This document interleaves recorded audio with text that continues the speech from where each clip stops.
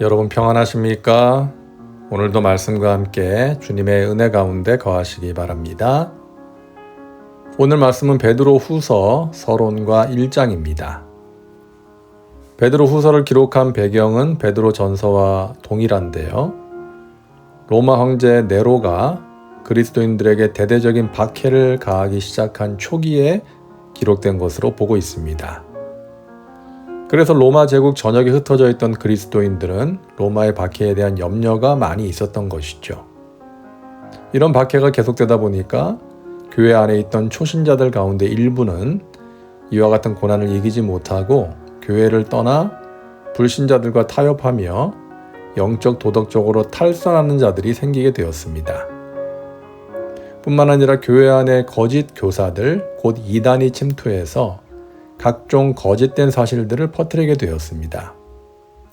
이에 베드로는 성도들을 믿음 위에 굳게 서도록 위로하고 격려하기 위해 첫 번째 서신을 보낸 후 얼마 지나지 않아서 이단 사설을 가르치는 거짓 교사들을 경계하며 그들의 미혹에 빠지지 않고 더욱 경건한 신앙생활을 할 수 있도록 하기 위해 본서를 기록했습니다. 자, 베드로후서의 특징을 보면요. 먼저 거짓 교사들을 경계하여 이단 사상에 빠지지 말 것을 권면하는 내용과 함께 거짓 교사들에 대한 심판에 대한 언급이 두드러집니다. 특히 구약에 나타난 하나님의 심판의 예를 들면서 그들에게 반드시 심판이 임할 것을 강조합니다. 둘째로 진리를 분별할 수 있는 그리스도 안에서의 지식이 강조되고 있습니다. 이와 같은 지식은 이단의 그릇된 지식과 대조되는 성령으로 말미암는 참된 지식입니다. 셋째, 거짓 교사들에 대한 경계가 수록된 유다서와 많은 공통점을 가지고 있습니다. 자, 다음으로 개요를 보면요. 1장 1절부터 21절까지는 문안 인사와 이 글을 쓰게 된 동기를 밝히고 있습니다. 2장 1절부터 3장 13절까지는 거짓 교사들이 행하고 있는 불의한 일들, 그리고 그리스도 재림의 확실성에 대해서 강조하고 있습니다. 3장 14절부터 18절까지는 마지막 권면입니다. 자, 서론은 여기까지만 하고요. 이제 1장의 내용을 보겠습니다. 조금 전에 베드로 후서의 특징에 대해 말씀드릴 때 베드로 후서는 진리를 분별할 수 있고 고난을 이겨낼 수 있는 그리스도 안에서의 지식을 강조한다고 했는데요. 1장부터 그런 특징이 나타납니다.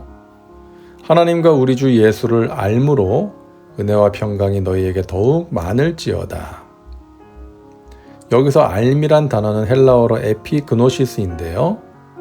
베드로 후서의 핵심 단어로 완전한 지식을 뜻합니다. 기독교가 말하는 지식은 이단들이 말하는 것처럼 직감이나 이성으로 습득되는 지식이 아닌 인격 대 인격이 만남으로 말미암아 체득되는 완전한 지식입니다. 그러므로 하나님과 우리 주 예수를 안다는 것은 단순히 지식적인 알미 아닌 하나님을 인격적으로 만나는 체험을 통해 가질 수 있는 지식을 말하는 것입니다.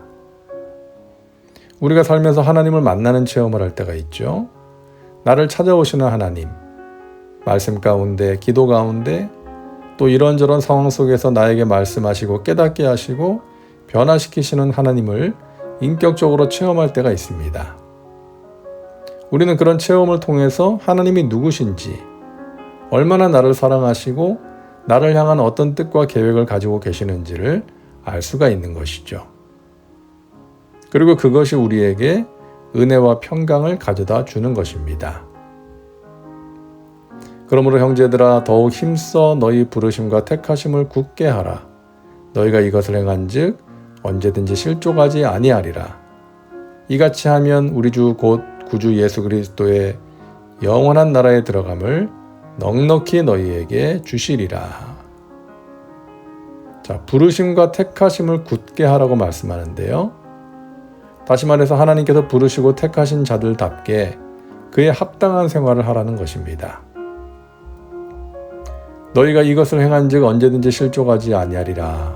자, 여기서 말하는 이것은 앞에 5절부터 7절에 언급된 내용들을 가리키는 것입니다.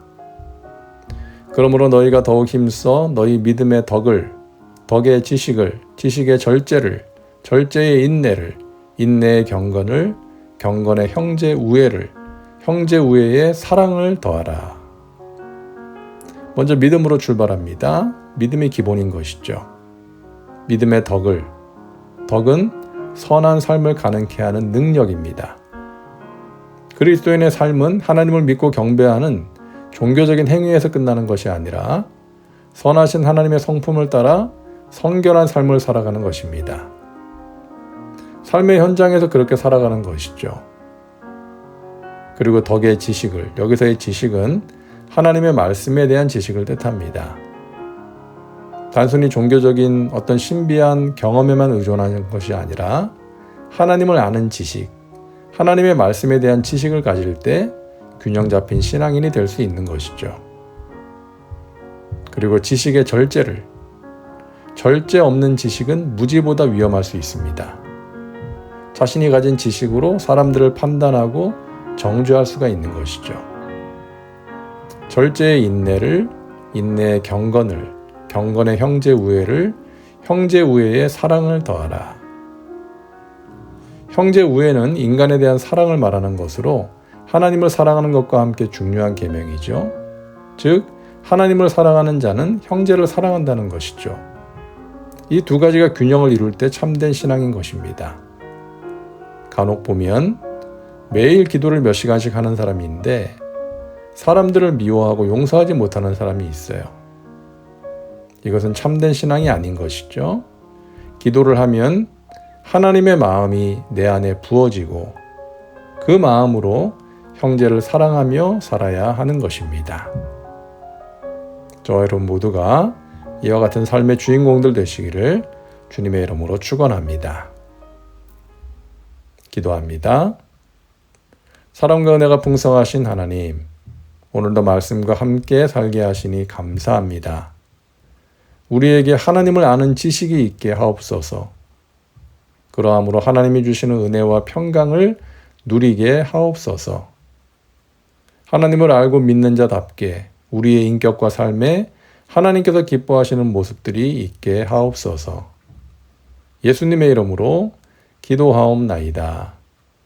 아멘. 오늘도 말씀과 함께 은혜 가운데 거하시기 바랍니다. 여러분 사랑하고 축복합니다.